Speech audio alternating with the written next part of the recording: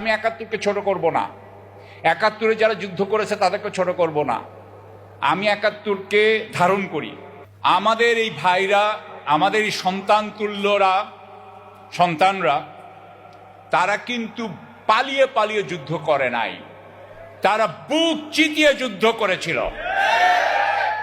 আমি এই বুক চিতিয়ে যুদ্ধ করা দেখি নাই ৭১ সালে, আমি এটা দেখেছি কিন্তু এই জুলাইয়েই। সুতরাং আমি মনে করি আরেকটা জিনিস হচ্ছে, বিদেশিদের বিরুদ্ধে যুদ্ধ করা কিন্তু সহজ, জাতীয়তাবাদ উঠায় দেওয়া যায়, কিন্তু স্বদেশের জুলুমকারীর বিরুদ্ধে যুদ্ধ করা অনেক কঠিন। কিন্তু আপনারা তাই করেছিলেন, সেই জন্যই আপনারা শ্রেষ্ঠতম। এবং আমি আরেকটা কথা বলতে চাই, এই বাচ্চাগুলা, আমি এদেরকে বাচ্চা বলি, অনেক সময় বাচ্চা বলি কারণ এটা তাদেরকে ছোট করার জন্য না, তাদেরকে আদরটা দেখানোর জন্য বলি। আজকেও আমি কিন্তু ভাবতেছি, আমি এই মাকে দেখতেছি অনেকক্ষণ ধরে, মা আর ছেলেকে দেখতেছি।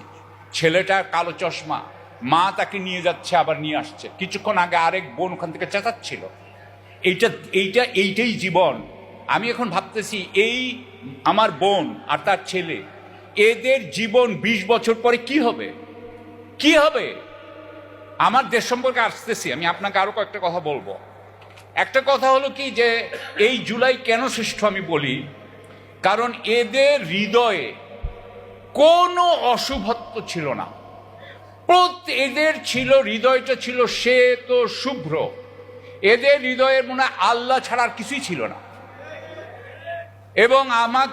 এবং এই জন্য আপনি দেখবেন যে যখন এই ৫ই আগস্ট শেখ হাসিনা পালাইলো, এরা তো একজনকেও হত্যা করে নাই, এরা তো একজনকেও হত্যা করতে যায় নাই, একজনকেও পিটাইতে যায় নাই। আপনি দেখেন ৭১ সাল, আমি ৭১কে ছোট করব না, ৭১-এ যারা যুদ্ধ করেছে তাদেরকে ছোট করব না। আমি ৭১কে ধারণ করি, কারণ আমি চাই যে আমার আমিরে জামাত বাঙালি মুসলিম হবে, করাচির মানুষ হবে না। আমার বাঙালি মুসলিমের প্রতি আমার চরম ভালোবাসা। এই বাঙালি মুসলিমের জন্য আমি ধারণ করি ৭১কে। কিন্তু একটা জিনিস বলতে হবে, ৭১-এ যারা যুদ্ধ করেছিল তারাও ১৬ই ডিসেম্বরের পরে চরম অত্যাচার করেছিল। তখন দালাল বলে বলে অনেককে মেরেছিল। এগুলো কিন্তু হিউম্যান রাইটস অর্গানাইজেশনের লেখা আছে, আমরা এটা নিয়ে কথা বলি নাই কখনো। কিন্তু এটা আমাদের ছোট হলেও একটা কলঙ্ক।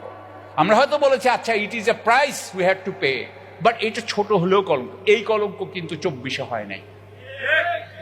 এবং এই যে ২৪-এ হয় নাই, তার মানে হলো একটা জিনিস দেখেন, শ্রীলঙ্কাতে কয়জন মারা গেছে? ১০ থেকে ১৯-এর মধ্যে। নেপালে কয়জন মারা গেছে? ২০ জন। ইন্ডিয়াতে কয়জন মারা গেছে? 0। তাহলে বাংলাদেশে মারা গেছে কত? ১,০০০, ১৫০০, ২,০০০। এখানে আমাদের কতগুলা বাচ্চা আজকে সারা জীবনের জন্য পঙ্গু হয়ে গেছে। তাহলে আমাদের এখানে কোন ধরনের জালিম সরকার ছিল? সেই জালিম সরকারের জুলুমের সমস্ত কথা কি বলা উচিত ছিল না, যাতে আর কোনোদিন এই জুলুম না হয়? আমার তো মাঝে মাঝে মনে হয়, আমি গতকালকে হঠাৎ করে একটা কথা বলছি, আমারে মাফ করে দিবেন, কারণ আজকাল আমাদের প্রায় সবাই বাংলাদেশের প্রধানমন্ত্রীর খুব সাপোর্টার। আমাকেও বলা হয় যে আপনি যান, সাপোর্ট দেন। তা আমি একটা কথা বলতে চাই, যে আমাদের দেশের এই মাননীয় প্রধানমন্ত্রীকে আমি এটাও বলতে চাই যে আমাদের এই হাসিনার আমলাদেরকে মারা হয় নাই, হাসিনার নেতাদেরকে মারা হয় নাই, এবং আপনারা যে মুখ বুঝে বুঝে সহ্য করতেছেন, আমার মনে হয় প্রাইম মিনিস্টারের উচিত যে আপনাদের এই বেদনাটাকে এখনই দেখা। আর যদি উনি না দেখে, আমি আজকে যা বুঝলাম যে আপনারা আর বেশি দিন এটা মুখ বুঝে সহ্য করবেন বলে আমার মনে হচ্ছে না, আমার মনে হচ্ছে না।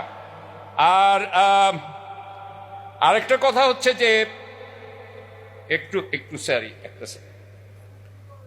ছাত্রদের অভ্যুত্থানের একটা সমস্যা হয়েছে। ছাত্রদের অভ্যুত্থান যখন হয়, তারা তখন তাদের নিজেদের ইস্যু নিয়ে কাজ করে, এটা স্বাভাবিক। কিন্তু ওই ইস্যু কিন্তু জাতীয় ইস্যুর সমস্যা, জাতীয় ইস্যুর সমস্যার কারণেই আপনাদের সমস্যা হয়, আপনারা জাতির থেকে বিচ্ছিন্ন না। কিন্তু দেখেন, এই যে যখন ছাত্ররা শ্রীলঙ্কাতে জিতলো, কিন্তু সেই সরকারের হাতে চলে গেল, নেপালের সরকারের হাতে চলে গেছে, এখন বাংলাদেশের সরকার হাতে চলে গেছে। আমার কাছে মনে হয়, আমি একটু আগে যেটা ভুল করতেছিলাম, আমি এখন প্রধানমন্ত্রীকে এটা বলতে চাই, আমার চোখের থেকে আগের সরকার ছিল সরবে জুলুম, এখনটা মনে হচ্ছে নীরবে জুলুম। তো সুতরাং আমরা এই নীরবের জুলুম চাই না। আমি আরেকটা কথা বলতে চাই যে আমরা কারা, একটু বলতে চাই, এটা খুব দরকার। আমরা কিন্তু মেটেরিয়ালিস্ট না, আমরা হইলাম স্পিরিচুয়াল মেটেরিয়ালিস্ট। আমরা স্পিরিটের মাধ্যমে, অর্থাৎ আধ্যাত্মিকতা, আল্লাহর মাধ্যমে আমরা পৃথিবীকে দেখি। সুতরাং আপনি মনে রাখবেন, এরপরে কি হইল, আমি যেটা মনে করি আমাদের অন্তর্বর্তীকালীন সরকার মেটেরিয়ালিস্ট এবং এখনকার বিএনপি সরকারও মেটেরিয়ালিস্ট।